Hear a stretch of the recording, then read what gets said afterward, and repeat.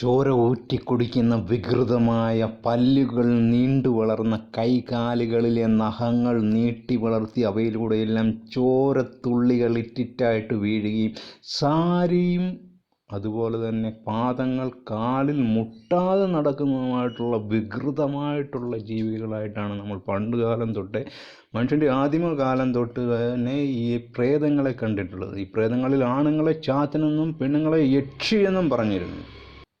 Current വന്നതോടുകൂടി ഇതൊക്കെ വെറും കഥകളായിരുന്നെന്നും ഒരു മനുഷ്യൻ്റെയും ചോര കഴുത്തിലൊക്കെ കടിച്ചു പറിച്ചിട്ട് ഒരു യക്ഷിയും കടിച്ചു മുറിച്ചതായിട്ടുള്ള ഒരു പോസ്റ്റ്മോർട്ടം റിപ്പോർട്ട് പോലും ഇന്ന് വരെ സാക്ഷ്യപ്പെടുത്തിയിട്ടില്ല എന്ന് നമുക്ക് വളരെ വ്യക്തമായിട്ട് മനസ്സിലാക്കുവാനായിട്ട് സാധിക്കും.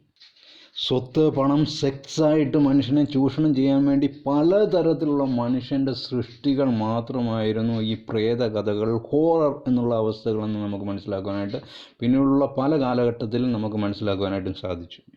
എന്തിനേറെ പറയുന്നു, കൊച്ചു കുട്ടികൾ കതകിൻ്റെ മറവിൽ നിന്ന് ചാടി വീഴുന്ന സമയത്തുണ്ടാകുന്ന സഡൻലി അറ്റാക്ക് ലെവല്, അത് പണ്ട് തൊട്ടുള്ള കാലം തൊട്ട് തന്നെ ഓർത്തോണം. കൊച്ചു കുട്ടികൾ എത്ര ധൈര്യമുള്ളവരായാലും പെട്ടെന്ന് വിറയ്ക്കുന്ന ഒരവസ്ഥ, മനുഷ്യൻ്റെ ബ്രെയിൻ ഹാർട്ട് ബ്രേക്ക് എന്നുള്ള അവസ്ഥകളിൽ ശരീരഘടനയിൽ തന്നെ ഉണ്ടായിരിക്കുന്ന ഒരവസ്ഥ മാത്രമാണ്.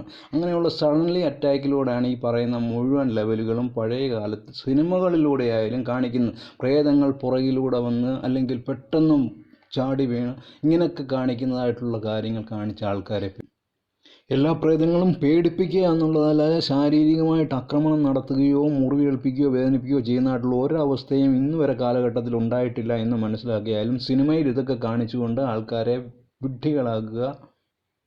കറണ്ട് വന്നതോടുകൂടി സിനിമകളിൽ കാണിക്കുന്നതായിട്ടുള്ള അവസ്ഥ വേറേതാണ്. ഒരു പ്രേതം വരുന്ന സമയത്ത്, പ്രേതത്തിൻ്റെ സാന്നിധ്യമുള്ള സമയത്ത് കറണ്ട് ബൾബ്, ട്യൂബ് ഇതൊക്കെ ഒരു പ്രത്യേകതരം ശബ്ദത്തോടുകൂടി മിന്നി മിന്നി കത്തുക. ഇതാണ് പുതിയ കറണ്ട് വന്നതിന് ശേഷമുള്ള പ്രേതത്തിൻ്റെ ലക്ഷണങ്ങൾ എന്ന് പറയും. പക്ഷേ രാഹുൽ സദാശിവൻ എന്ന് പറയുന്ന സംവിധായകൻ ഡെയ്സീറ പോലുള്ള സിനിമയിൽ ഇങ്ങനെയുള്ള എല്ലാ അവസ്ഥകളെയും തകിടമറിച്ച് തട്ടിമറിച്ചുകൊണ്ടുള്ള അവസ്ഥകളാണ് കാണിക്കുന്നത്. അതുകൊണ്ട് തന്നെയായിരുന്നു ഇദ്ദേഹത്തിൻ്റെ പ്രമേയം എന്ന് പറയുന്ന സിനിമയിലെ കാര്യങ്ങൾ തന്നെ ഞാൻ ഒരു വീഡിയോ ഇട്ടിട്ടുണ്ട്.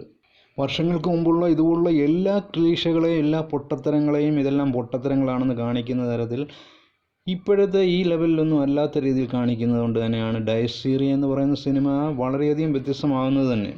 സിനിമയിൽ എപ്പോഴും ഓവർ ലെവൽ കാണിച്ചു കഴിഞ്ഞാൽ ആൾക്കാർക്കൊരു പ്രത്യേക ലെവൽ വരുന്നതുള്ളത് കൊണ്ട് തന്നെ അതിൻ്റേതായിട്ടുള്ള ചില മാനസങ്ങൾ ഇതിൻ്റെ അകത്ത് കാണിക്കുന്നുണ്ട് എന്നുള്ളതും കൂടാതെ രാഹുൽ സദാശിവൻ എന്ന് പറയുന്ന സംവിധായകൻ്റെ ഇതുപോലുള്ള സൃഷ്ടികൾ മറ്റ് സൃഷ്ടികളെക്കാട്ടിലും വളരെ വ്യത്യസ്തമായിട്ട് നിൽക്കുന്നതുകൊണ്ട് തന്നെ പ്രേക്ഷകർക്ക് ഇത് കാണുവാനായിട്ടുള്ള ആകാംക്ഷ ഉണ്ടാകുന്നത് തന്നെ നമുക്ക് മനസ്സിലാക്കാൻ സാധിക്കും.